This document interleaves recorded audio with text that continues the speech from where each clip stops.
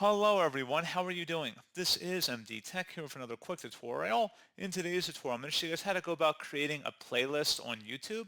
So this should hopefully be a pretty straightforward process here, guys. And without further ado, let's go ahead and jump right into it.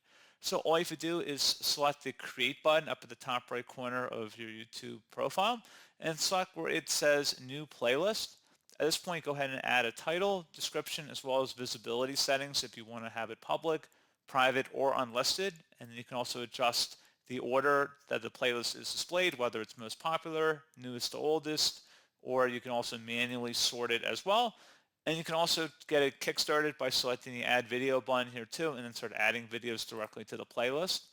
And then once you're done, that's pretty much all you have to do. If you go over to YouTube, just the normal YouTube page or whatever, if you're going like the watch pages, you can select on the left side where it says playlist, and it will list out your playlist over here. So pretty straightforward process, and as always, thank you for watching. I do hope I was able to help you out, and I do look forward to catching you all in the next tutorial. Goodbye.